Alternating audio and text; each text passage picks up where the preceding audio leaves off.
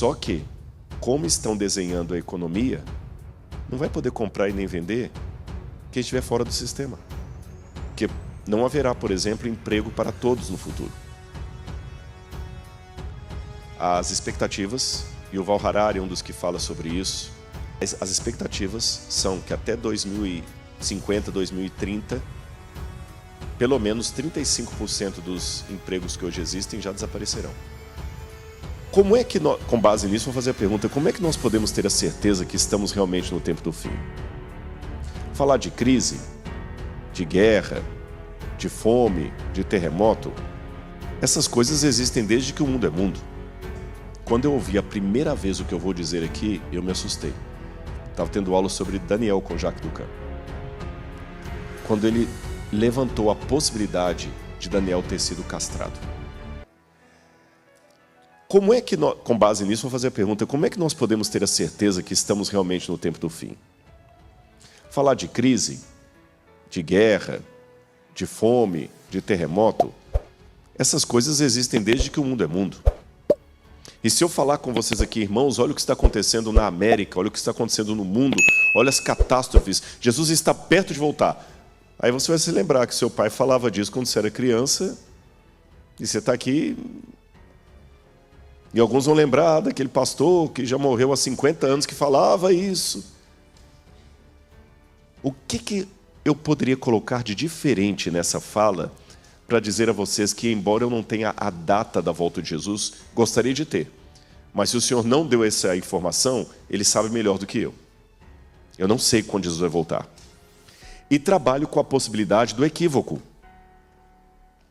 Temos a chance de amanhã eu ficar idoso, com um aluno meu me substituindo, mas também temos a chance dessas crianças aqui não chegarem à adolescência.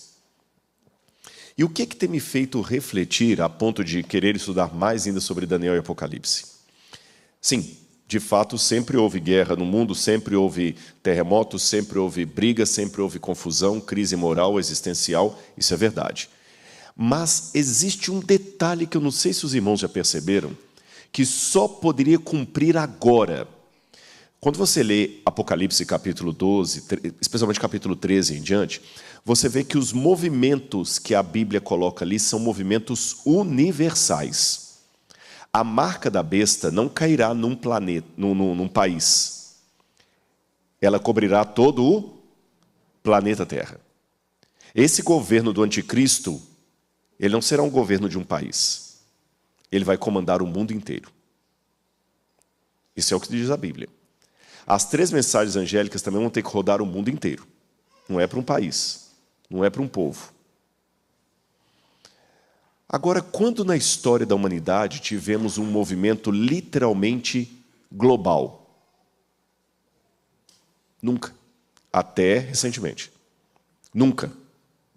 Mesmo aquela história de Daniel capítulo 2, que você conta lá da estátua de Daniel, que a gente chama de os reinos universais, a gente chama de reinos universais, mas não foram, porque a Babilônia não dominou a África do Sul. A Medopérsia não dominou o Império Azteca. A Grécia não dominou na Itália. Se você olhar os mapas nem Roma dominou o mundo inteiro. Se você olhar os mapas, são sempre localizados. Chamamos de impérios mundiais, mas literalmente eles não foram mundiais. O Japão não esteve sob domínio de nenhum dos impérios de Daniel. Quando você estuda na história sobre a Primeira e a Segunda Guerra Mundial, a rigor não foi guerra mundial. A Argentina participou da Primeira e Segunda Guerra Mundial? Não. Angola participou da Primeira e Segunda Guerra Mundial? África do Sul? Então a gente chama de guerra mundial, mas a rigor nenhuma delas foi guerra mundial. A partir do Covid para cá, tivemos o primeiro ensaio de um evento que foi realmente global. Porque o palestino usou máscara, o israelense usou máscara, o Irã usou máscara, o americano usou máscara, o tailandês usou máscara, o chinês usou máscara. Realmente, foi o primeiro evento da história da humanidade, desde o dilúvio, Desde o dilúvio até agora, o primeiro evento, eu sei, a morte de Jesus também, como fenômeno, pega toda a humanidade, mas a morte de Jesus, estou falando do evento histórico, foi em Jerusalém, numa cruz. Estou falando de algo que pega o mundo inteiro. Desde o dilúvio, que cobriu o mundo inteiro, até o Covid-19, você não teve nenhum movimento falando, isso aqui foi global mesmo, 100% da população ficou envolvida. E a partir do Covid para cá, ou mesmo antes dele, com algumas coisas que estavam se desenhando no mundo, você vê que agora estamos falando de um evento mundial. Já estão falando de uma governança mundial, economia mundial. Isso aqui não é teoria da conspiração, não. Há muita gente boa, que eu digo no sentido de técnico, gente que sabe o que está falando que o mundo vai caminhar para uma globalização. Hoje o mundo precisa de um governo, ou uma governança, se você preferir, que controle coisas que, se não forem controladas em nível mundial, o planeta vai ser destruído. Essas coisas que eu vou mencionar são como crianças hiperativas correndo numa casa cheia de objeto cortante e inflamável. Imagine agora 5 crianças hiperativas sozinhas numa casa cheia de objeto cortante e inflamável. O que é que precisa com urgência naquela casa? Respondam. Um adulto, um tutor. Pois o mundo hoje tem essas crianças à solta. Senão elas podem fazer um estrago contra si ou contra os outros. Querem saber quais são essas crianças? Internet. Quem dá uma legislação para a internet em nível mundial? O camarada pode fazer o que ele quiser com você, só hospedar o site dele num outro país onde a legislação não pega, não vai acontecer nada. Tráfico de drogas, armas e seres humanos. Precisamos de leis não internacionais, leis mundiais. E tem que ter um tutor mundial. Quem controla isso? Economia. A economia hoje, ela é especulativa. Vocês sabem que vocês estão numa ameaça de uma bolha econômica nova na América. Grandes corporações estão vendendo ações. E é tudo muito especulativo. Precisa-se de uma economia mundial, não internacional. Inteligência artificial. Quando ela tiver realmente a bala, quem vai controlar isso aí? E é um perigo a inteligência artificial. Os primeiros passos dela, eu posso pegar o pastor Barroso, colocar o pastor Barroso num vídeo, pregando em árabe e defendendo a guarda do domingo. E é ele, com a voz dele, com tudo dele. Quem controla isso? Imagine o perigo dessa criança peralta nas mãos de ninguém. E por último, ecologia. Quem controla a ecologia hoje? E a briga futura vai ser pela água. Hoje, os governos estão desenhando um quadro que o mundo precisa de algo universal. Então, desde Noé até o século XXI, não tivemos outro evento mundial, nem perspectiva de evento mundial como estamos tendo agora. Ou seja, eu posso estar enganado. Ela pode chegar à fase adulta, essa criança que está aí do seu lado. Eu posso estar enganado. Mas sabe quando você vê que eu nunca vi na história pregressa tendências mundiais como estou vendo agora? E para que o Apocalipse se cumpra, a junção religiosa, governamental, tem que ser em nível mundial.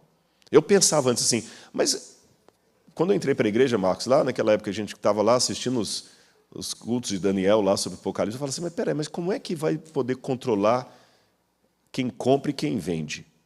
Porque hoje um traficante, qualquer dinheiro é dinheiro. Não tem muita gente que pega dinheiro sujo?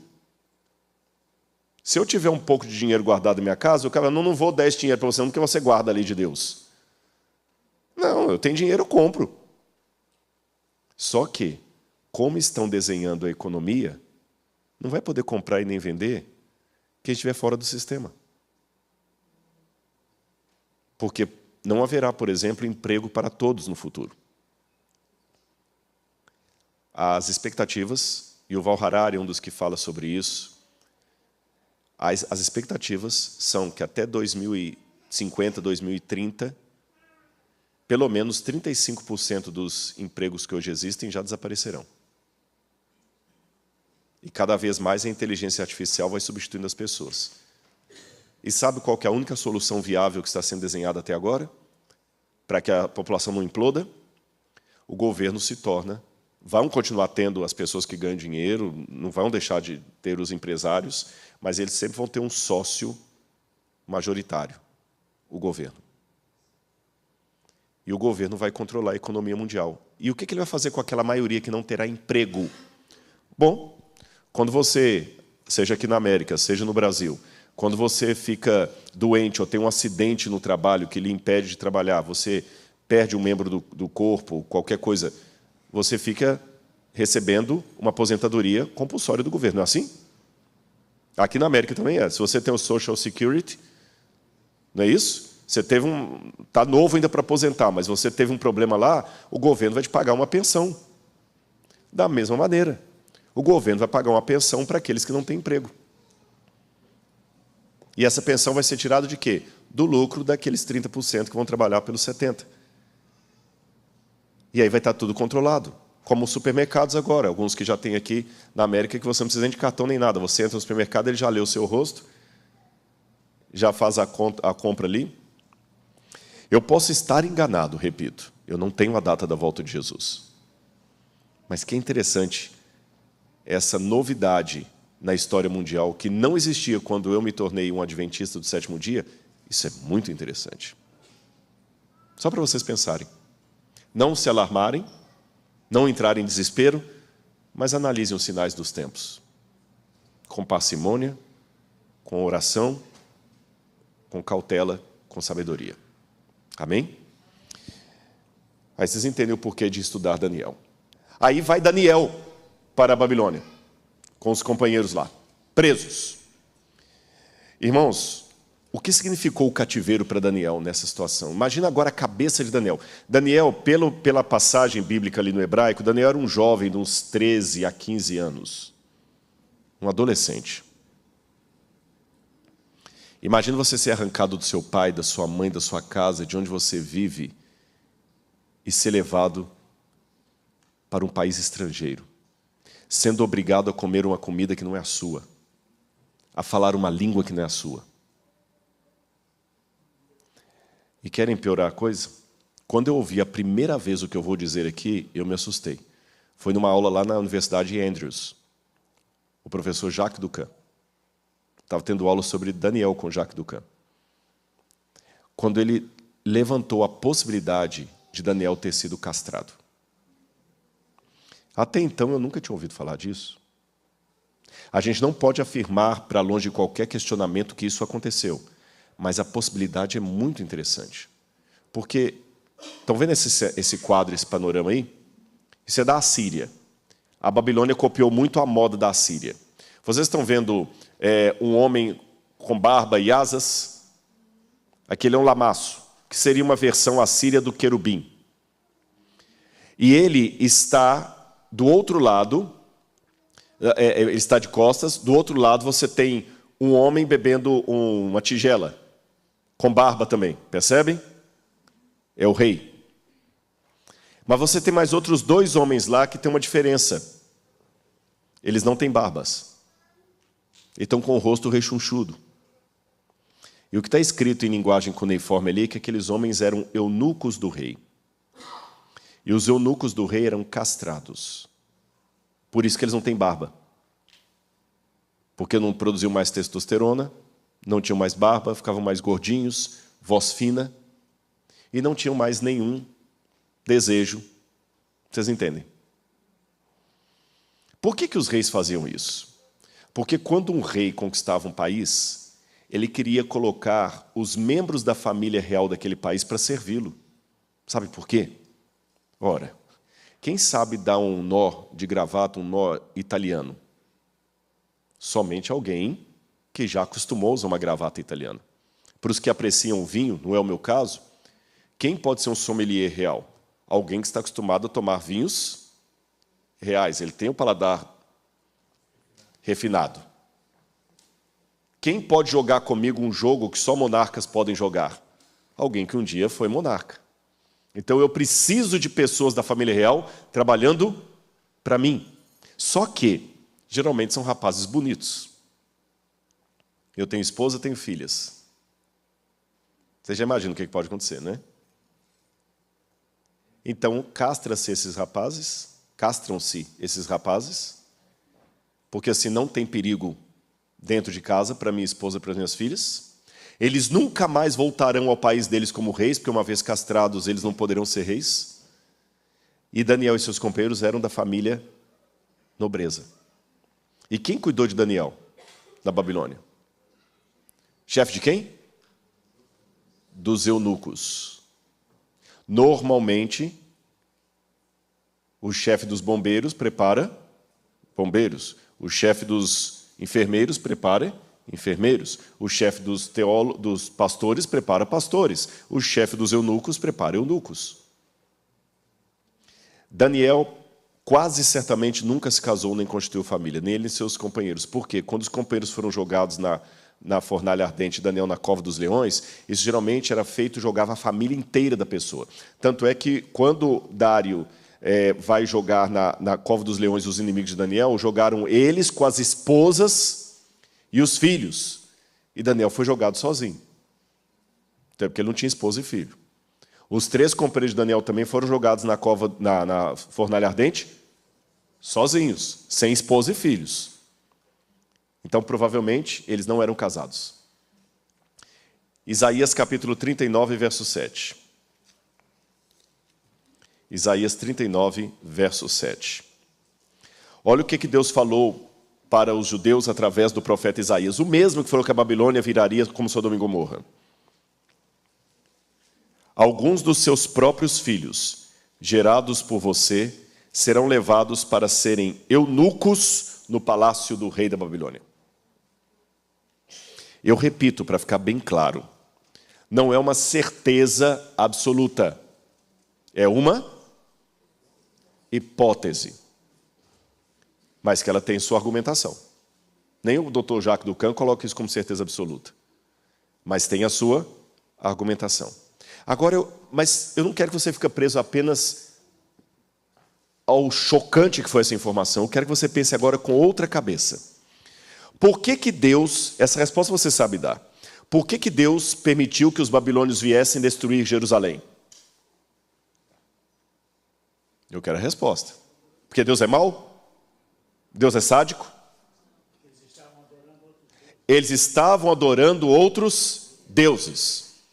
Trocando em miúdos, eles haviam quebrado a aliança. Por isso veio Nabucodonosor. Por isso que a profecia de Isaías se cumpriu. Os filhos foram levados para serem eunucos no palácio do rei da Babilônia. Ótimo. Daniel quebrou a aliança? Daniel adorou outros deuses? Mas ele foi mesmo assim. Até que ponto você está disposto a permanecer no meio do povo de Deus? Você está disposto a permanecer no meio do povo de Deus, mesmo sofrendo as consequências do povo de Deus, sendo que você não fez nada para quebrar a aliança? Ou você vai para a internet agora sair do povo de Deus porque você é santo demais e a igreja já está no estado que não te cabe mais lá dentro? Leia o livro Santificação de Ellen White, tem uma parte interessante, um comentário que ela faz da oração de Daniel, capítulo 9, onde ela fala assim, Daniel se identifica com Israel pecador, porque ele nunca fala, o teu povo pecou, ele fala assim, nós pecamos. Não é colocar panos quentes nos erros da igreja. Daniel admitia os erros do povo, mas ele não deixou o povo de Deus, mesmo sofrendo as consequências da quebra da aliança, que ele não fez parte. Ele não adorou outros deuses. E foi para lá como se fosse um idólatra sendo punido. Ele não quebrou a aliança. E sofreu com todos os que quebraram a aliança. Até que ponto? você está disposto a permanecer no meio do povo de Deus?